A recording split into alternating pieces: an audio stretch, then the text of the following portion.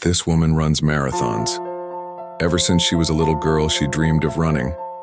While the other children played in the park, she watched them from the hospital window. Her body wouldn't obey the simple commands she wanted to give it. Diagnosed with a rare neurological disease, the doctor said she would never walk. "Prepare yourselves for a life of limitations," they told her parents. That was like a sentence. But inside Isadora there was something that not even the tests could detect. An absurd desire to live fully. She didn't want to just exist. She wanted to fly with her feet. At the age of 5, while other children were learning to ride a bike, she was learning to sit up on her own.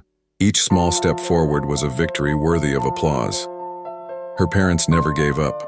Between physiotherapy sessions, tears, and prayers, there was always hope. Each day, a small achievement. Each week, a new challenge. At the age of 8, for the first time, Isadora was able to stand up without help. It only took a few seconds to stand, but they felt like hours of glory. She cried. Her parents cried too. When she turned 10, she took her first steps. Shaky, uncertain, but steps nonetheless. At school, she was welcomed as a heroine. Some classmates looked at her with admiration, others with silent envy. The doctors called it a miracle. Isadora called it the result of believing. She had developed the habit of repeating to herself, "I will run one day." During her adolescence, while other girls dealt with vanity, Isadora dealt with pain. Physical therapy was her daily routine, but she never complained. She always smiled. At 15, she began training with a group of runners. She still wore a leg brace, but she kept up with the group, walking and sometimes jogging. She was the slowest, but she never stopped. A coach noticed her. His name was Marcelo. He saw something in Isadora that no one else saw, a strength that went beyond muscles and bones.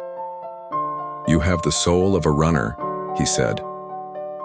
With Marcelo, the training changed, more intense, more specific, and also more challenging. There were falls, injuries, tears, but there was also overcoming. At 17, she ran her first 5-kilometer race. She came in last. She was applauded as if she had won the marathon. In fact, she had overcome something even greater, her own limits. At 19, she participated in the city's half marathon. Finishing was exhausting, but she never thought about giving up. The audience cheered when they saw the young woman who could not walk cross the finish line. And then at 22 came the big moment, her first official marathon, 42 kilometers of road, sweat, pain, and purpose.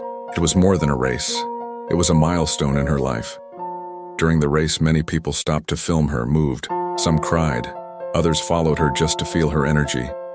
She became a symbol of resilience. When she crossed the finish line, Isadora fell to her knees. She cried like she had never cried before. Not from pain, but from relief, from gratitude, from pride. The press sought her out. It became a national headline. From wheelchair to marathon runner, Isadora's incredible story. But she said, "I'm just someone who never stopped trying." Today, she inspires thousands of people. She gives lectures, trains young people with disabilities, and always repeats, "Don't believe them when they say you can't. They don't even know what you're made of." Isadora's story is not about miracles. It's about strength, courage, and above all, unshakable faith.